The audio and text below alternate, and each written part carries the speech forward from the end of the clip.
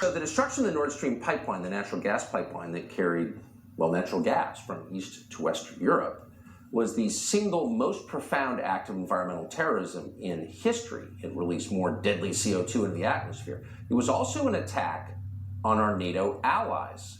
Our NATO allies are the beneficiaries of the natural gas pipeline. Germany, which is the core of European NATO, suffered. So the Biden administration was talking about how much it loves NATO, attacked NATO, and they did it. They promised to carry it out. They haven't really denied that they did it. So during an interview with Donald Trump yesterday, we thought we'd ask, who does he think did it? We previewed the answer last night. Here's the full exchange. Who blew up the Nord Stream pipeline? I don't want to get our country in trouble, so I won't answer it. But I can tell you who it wasn't, was Russia. Yeah. How about when they blamed Russia? You know, they said Russia blew up their own pipeline. You got a kick out of that one, too. It wasn't Russia. So I won't answer the question only because I don't want to get our country any deeper than they already are. But it sort of all starts. We have the most incredible equipment. I rebuilt our whole military. We have things that are, you can do anything.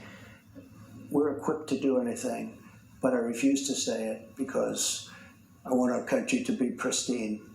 But it was, in many ways, blowing it up was very bad because it really created a lot of problems for Europe in terms of the cost of energy. Oh, yeah. But they shouldn't have ever been. I had that pipeline stopped, Nord Stream 2, I had it stopped, totally stopped. When Biden came in, he approved it, and they immediately started the finishing action. I had Nord Stream because I said, for Germany and Europe to get their energy from Russia, that was when I sent Angela Merkel the flag. I sent her the white flag of surrender. She said, but why do you do that? I said, you've been fighting Russia for many years. If you ever have to fight with Russia and they control energy, you might as well just take the white flag of surrender. That's what I did. What we're watching is the collapse of an empire. In the next 6 months, we would see more change than we've had the last 50 years. And you need to be prepared for total chaos. We are going to have total chaos. It's the biggest change financially in 2,000 years. What you're hearing in the media is 100% incorrect.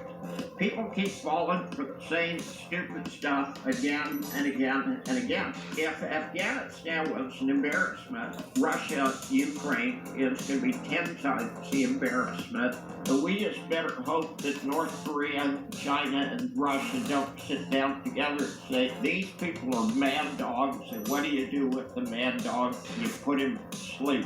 If there is a nuclear conflict, we will be the ones to do it, and we will lose, and it will result in the destruction of the United States and probably of the world.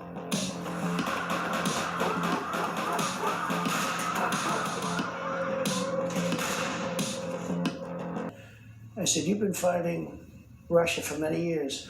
If you ever have to fight with Russia and they control energy, you might as well just take the white flag of surrender. That's what I did.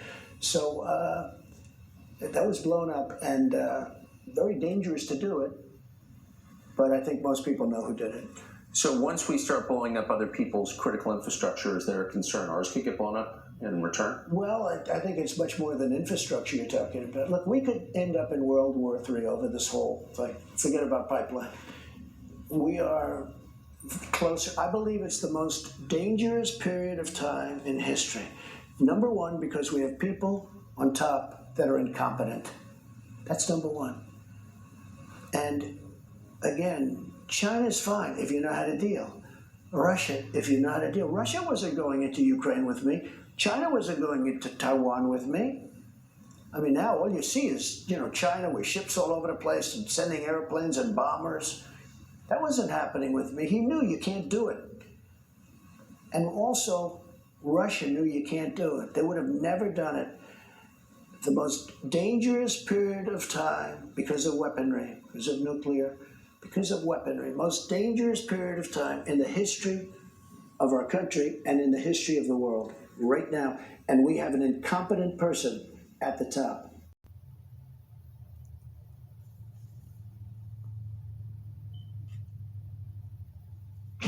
is fully ready to begin these operations. We're going to see the Taiwan crisis erupt either later this year or next year at the latest. Putin was holding his forces back for some reason, and to me, the most likely reason is he's waiting for China to join the war. This is going to be something that's 2, 3, or even 4-front war if Iran gets involved. North Korea, of course, has 2 super EMP satellites it could use to take out the U.S. without warning in a matter of minutes. Russia's and China's cyber warfare capabilities are badly underestimated. It's even in national security circles. In the event we get into a war, it's going to launch these kind of disabling cyber and EMP attacks that leave us defenseless. Basically, a third world failed state. Our U.S. military would mostly melt away. If President Biden decides to make good on his pledge to defend Taiwan militarily, it's going to be a World War III situation. All options will be on the table, including a nuclear response.